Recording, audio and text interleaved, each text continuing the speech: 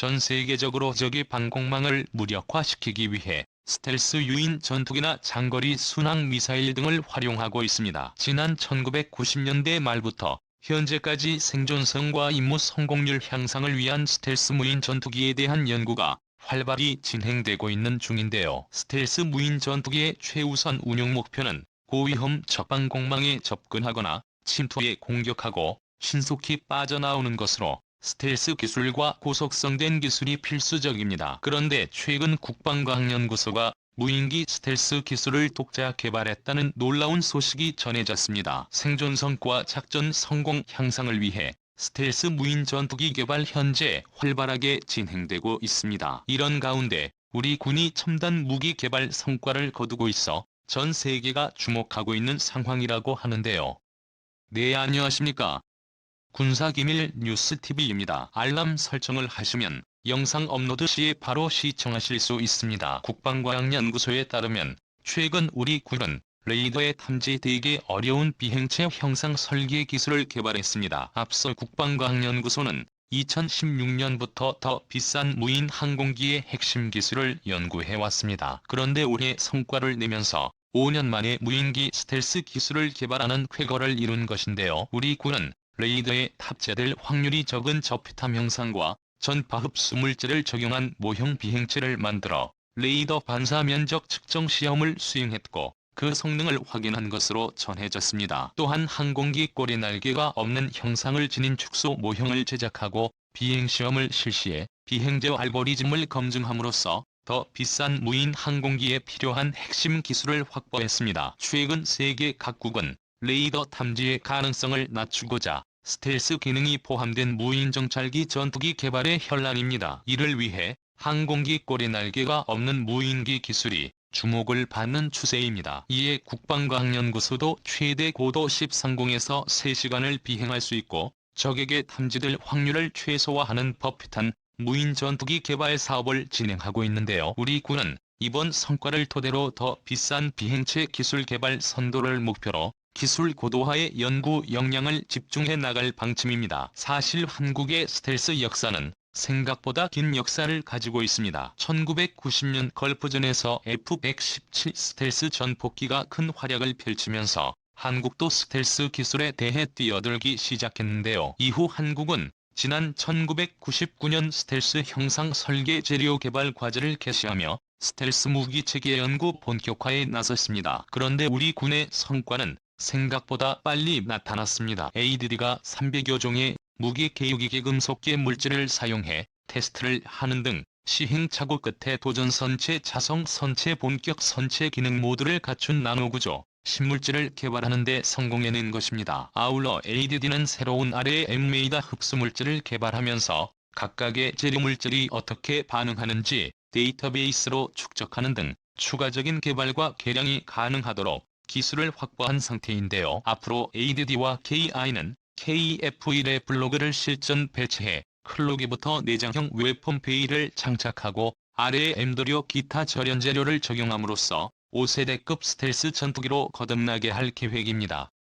4. 55세대 기본형을 블록이 스텔스형의 블록으로 호칭하는 이유는 여기에 있습니다. 그동안 한국이 ADD를 통해 스텔스 기술 연구 개발을 하고 있다는 것은 어느 정도 알려졌었지만 군사기밀이며 보안이었기 때문에 공식적으로 밝혀지지는 않았었습니다. 그런데 그 발자취를 따라가 스텔스 기술 연구 수준을 살펴보면 놀라지 않을 수 없는데요. 한국의 스텔스 기술이 가시적인 성과를 낸 것은 2008년부터입니다. 당시 ADD는 전파 흡수 재료를 부착한 F-4 전투기와 전투기 축소 모형으로 실시한 지상 실험에서 가시적인 결과를 얻었었습니다. 스텔스 기능 구현에 필수적인 전파 흡수 재료를 개발하는 데 성공한 겁니다. ADD가 확보한 전파 흡수 재료는 기체와 장비에 질을 할 수 있는 도리 또는 필름 플라스틱 소재였던 것으로 전해졌는데요. 도리 또는 필름 플라스틱 소재였던 것으로 전해졌는데요. 이 같은 결과로 당시 공군은 전파 흡수 재료를 부착한 F-4 전투기 공중 비행 실험을 실행했었습니다. 뿐만 아니라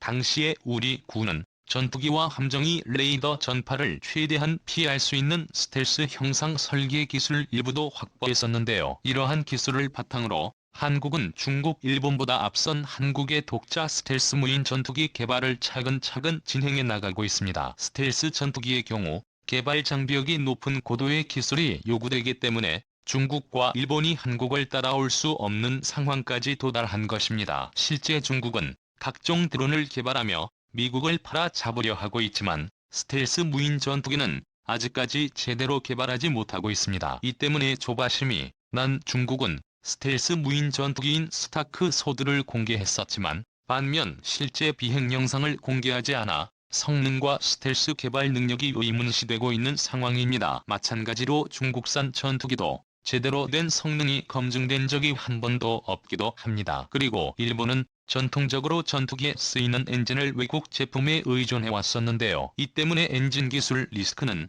일본의 전투기 개발에 가장 큰 걸림돌로 작용했었습니다. 하지만 이번에도 일본은 차세대 전투기 엔진 개발을 위해 영국에 손을 내밀었습니다. 결국 일본은 한국처럼 독자 기술을 확보하지 못할 것으로 보이는데요. 반면 한국은 우리 군의 기술력이 집약된 한국형 스텔스 전투기를 조만간 공개할 것으로 보입니다. 그동안 ADD는 스텔스 형상 설계 기술, 전파 흡수재료 기술 연구 개발을 시작으로 주파수 선택적 전 파트과 복합재 기술, 적외선 흡수재료 기술 등 핵심 기술을 추진하며 연구 성과를 내고 있는데요. 또 스텔스에 대한 해석과 측정 능력을 확보하는 등 스텔스 무인 전투기 기술 시범 과제를 수행해 2015년에는 초도 비행에 성공한 바 있습니다. 이후 2차 사업을 통해 스텔스 성능 향상, 비행 성능 향상, 스텔스 무인 전투기 운영 개념 연구를 수행하고 있는데 분위기가 남다릅니다. 스텔스 기술은 다양한 세부 기술을 포함하고 있어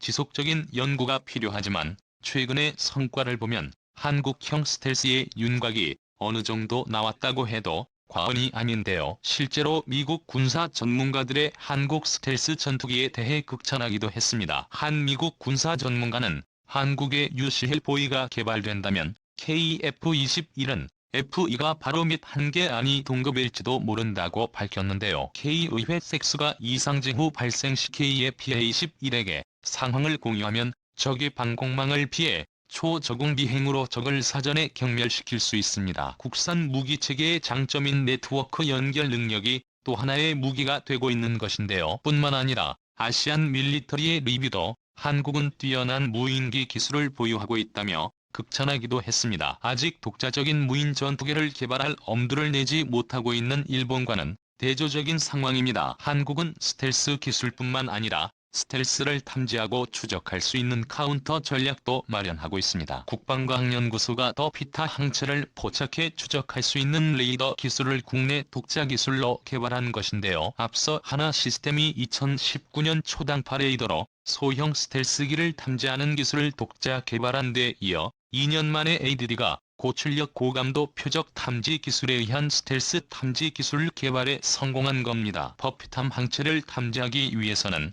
레이더의 출력률을 높여 미세하게 반사하는 전자파 신호를 파악하고 이에 대한 수신 감도를 높여 잡음 속에 섞여있는 세밀한 표적 신호를 잡아내는 고도의 처리 과정이 필요합니다. 이를 위해 LED는 디지털 레이더 체계 설계 기술과 잡음 속 미세한 신호를 잡아내는 고성능 고속 소프트웨어 기술을 활용해 결국 첨단 레이더 기술을 개발해냈습니다. 2대 탐지 기술이 전력화한다면 5세대 스텔스기가 지배할 미래 한반도 상공에서 영공 방위 능력이 크게 강화될 것으로 보이는데요. 게다가 한국은 전투기의 스텔스 기술뿐 아니라 수중 스텔스의 잠수함 메타 물질을 개발하면서 다방면으로 스텔스 기술을 강화하고 있습니다. 예전에 표준과학연구원과 광주과학기술원 연구팀은 수중에서 음파를 반사시키지 않고 들어온 그대로 투과시키는 물질을 개발했는데요. 연구팀이 개발한 것은 음파의 굴절률을 제어하는 기술입니다. 일반적으로 물속에서는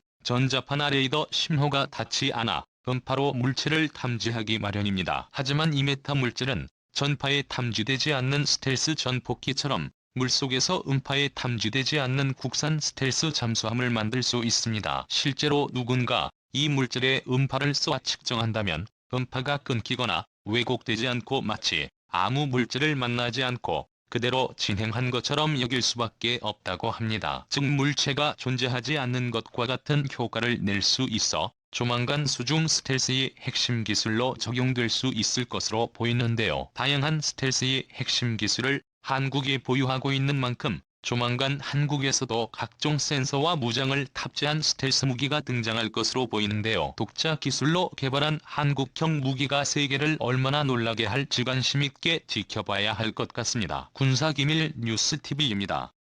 다음 영상에서 만나요. 시청해주셔서 감사합니다.